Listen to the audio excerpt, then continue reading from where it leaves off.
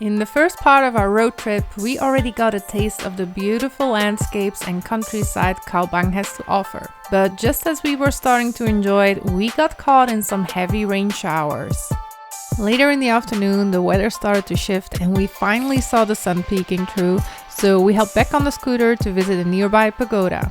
This pagoda is built on the side of a hill, and from the top you get these absolutely amazing views of the surrounding countryside. You can drive all the way up to the pagoda on your scooter, which is very convenient. Just be careful because it's quite a steep climb. If you're coming by car, no worries, there are locals offering scooter rides up for a small fee.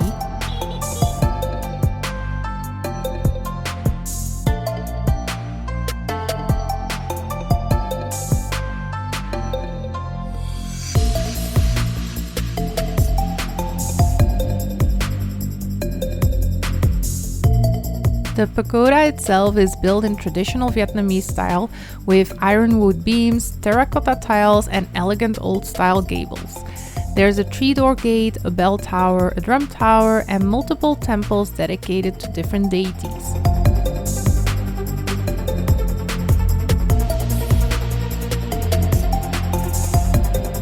Right in front of the main temple stands a gorgeous statue of Guan Yin, the goddess of mercy and compassion. It's such a calm and graceful place. Since drones aren't allowed in this area, this is the only way to get that elevated view of the waterfall, and it was seriously breathtaking. You're up there looking out at this massive waterfall, and right across the river is China, like literally right over there. You can see it. It felt kind of surreal to be that close to an international border with this tiny river separating the two countries.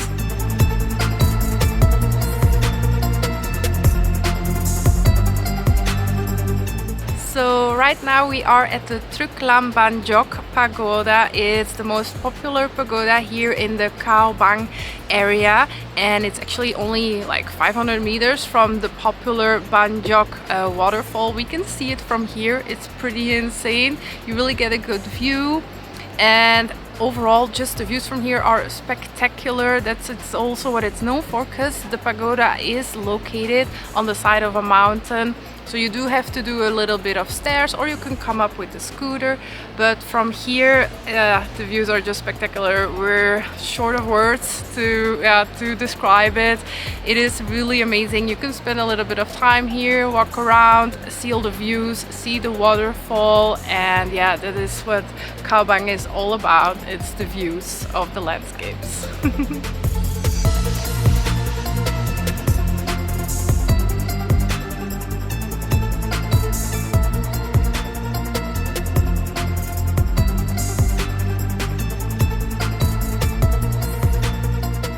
Today was finally the day we made it to one of the most iconic landmarks in the Cao Bang Geopark, the breathtaking Ban Gioc Waterfall. Surrounded by limestone karst mountains and cascading over multiple tiers, this place is absolutely massive and incredibly scenic.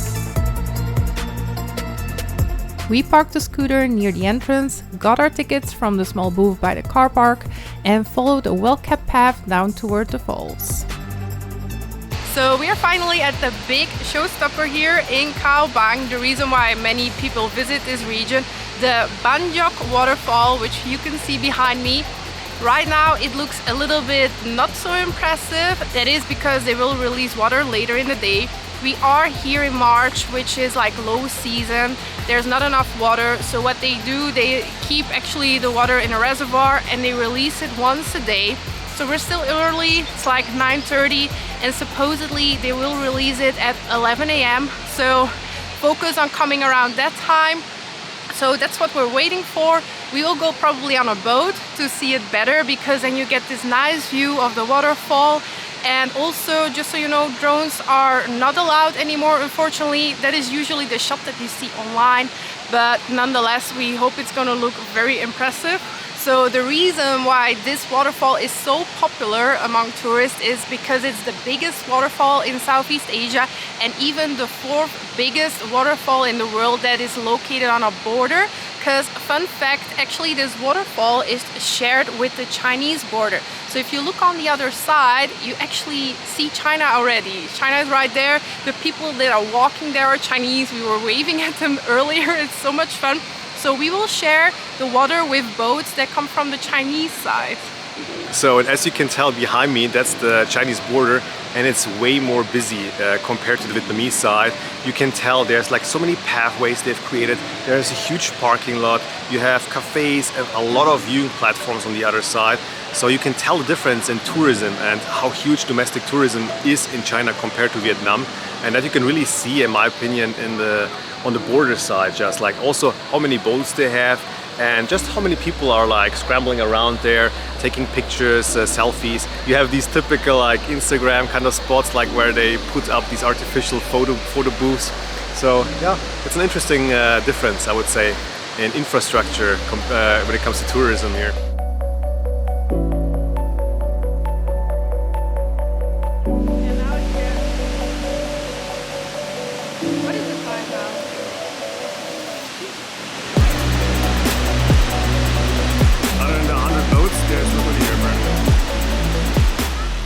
The moment they released the water, we were stunned.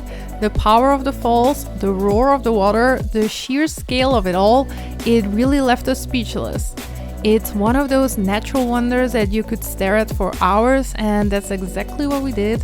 We walked around and took in the waterfall from different viewpoints, each one more dramatic than the last.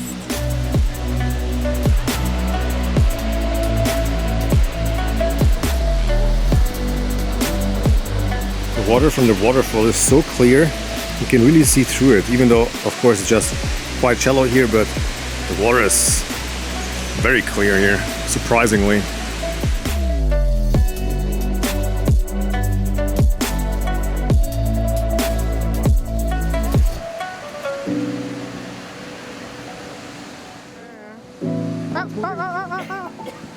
I'm following it. Good.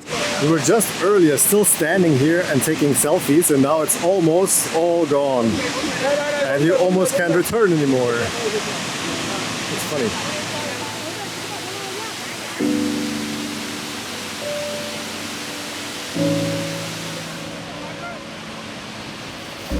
Eventually, in the early afternoon, we hopped back on the scooter and headed out to explore more of the region. This time we were off to Phong Nam Valley, tucked away in a remote part of Cao Bang, right near the border with China. It's one of those places that few travelers know about, which makes it feel even more special. The ride there was already an adventure in itself. We passed some of the most jaw-dropping landscapes we've ever seen. Rolling green hills, towering cliffs, rice paddies stretching to the horizon. At times it reminded us a bit of Ninh Binh, but without the crowds. We followed the river for a while, passed quiet villages, and stopped often just to take it all in. The scenery here is out of this world, wild, untouched, and so peaceful. At one point we came across a tiny waterfall and spotted a group of horses grazing nearby.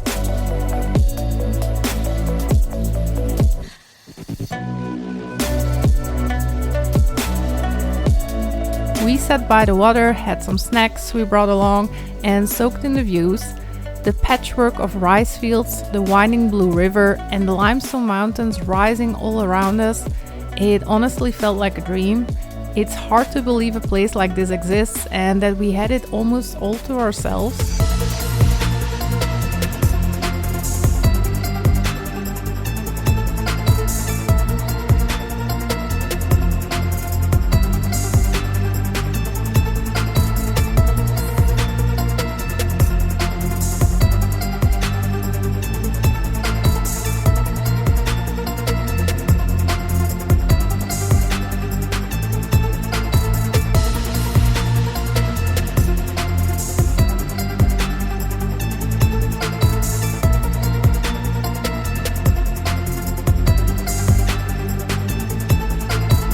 Later, we continued riding further into the valley using a spot we had saved on Google Maps as our guide. There's barely any signage or official info out there, which only adds to the sense of discovery. We passed through more little villages where kids would shout and wave at us as we drove by.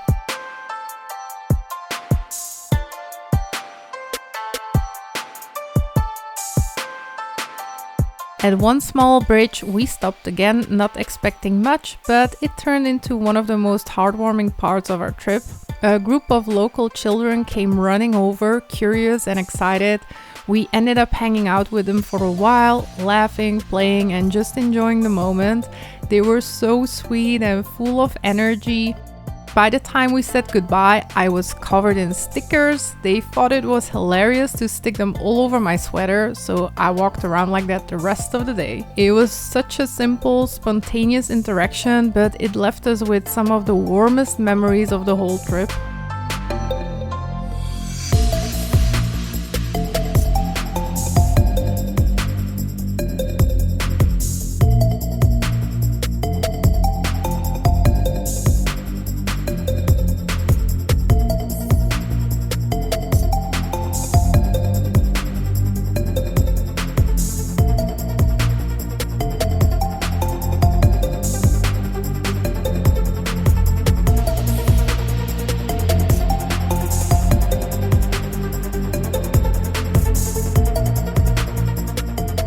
On our last day, we set out to explore a cave, which happened to be just a short drive from our stay. Honestly, we hadn't expected much from it, we hadn't looked into it too much, and figured we'd already seen some impressive caves in Pai, Thailand, but we were completely blown away. At the entrance, you can choose between two routes, a short loop that takes around 30 minutes or a longer guided tour.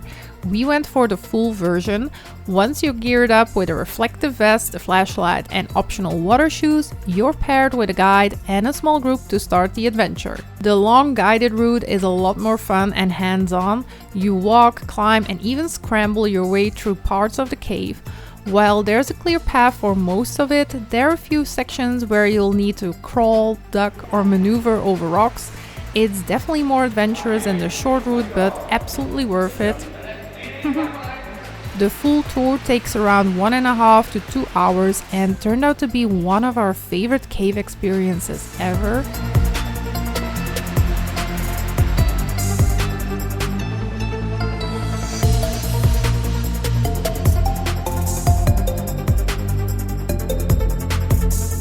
Like rice field. Yeah, it is. Looks like rice terraces. Nature. Oh wow, look at that. Looks like rice terraces. Cool.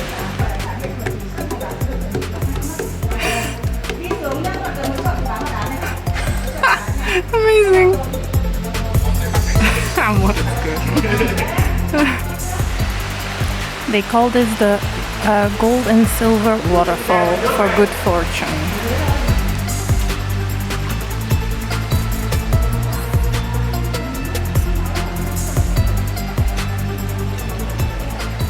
Inside, the rock formations are just incredible. Huge stalagmites and stalactites reaching up and down like something out of a fantasy movie. The lighting inside is beautifully done too. It's subtle and atmospheric, just enough to highlight the natural shapes without feeling artificial. Just watch your head in some lower sections and be careful with slippery spots. The cave was discovered in 1921, but only opened to the public in 1996. It's filled with ancient coral and crinoid fossils. Crinoids are these flower-like sea creatures, sometimes called sea lilies, and they date back over 300 million years. As for the name of the cave, which means tiger cave, no one really knows for sure where it came from. Some say tigers used to live inside and attack nearby villages until they were hunted down.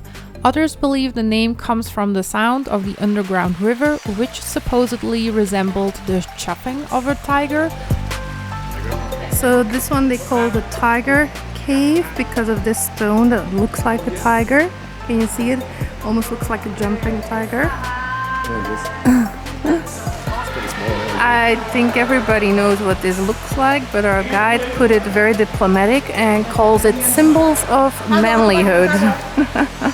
You want to share your knowledge? It's almost like 4 centimeters per 100 years. So this thing should be, let's say it's 20 centimeters, so 500 years. I would say it's 500 years. Right. This manlyhood took 500 years to grow, probably. This one is like a bit more sideways, the one is like going up. I guess one is like more aroused than the other. Yeah.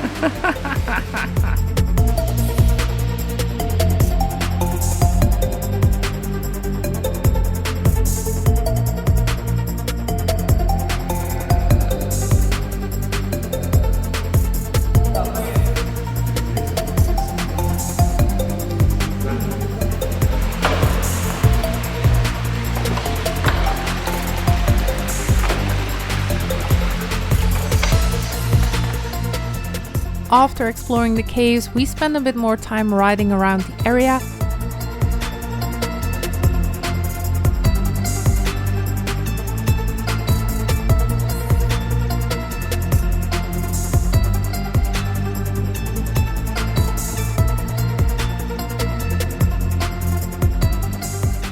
We passed by Ban Viet Lake, but it didn't leave much of an impression. It seemed more like a hangout spot for local couples than anything else.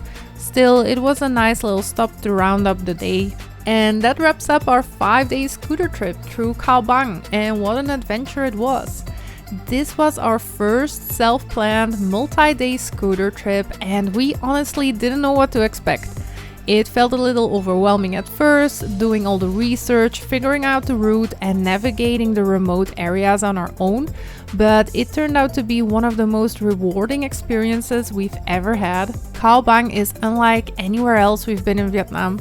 It's still very off the beaten path, and that's what makes it so special. We rode through untouched landscapes, tiny villages and endless rice fields in every shade of green, all framed by these dramatic limestone mountains. From staying in a centuries-old stone village to exploring some of the most surreal caves we've ever seen, to witnessing the power of Gioc Waterfall, this trip was packed with unforgettable moments. Even the quiet encounters like playing with local kids or sharing the road with farmers and their water buffalo made this trip feel deeply personal. Of course, Gioc is the region's showstopper, and yes, it's every bit as impressive in real life.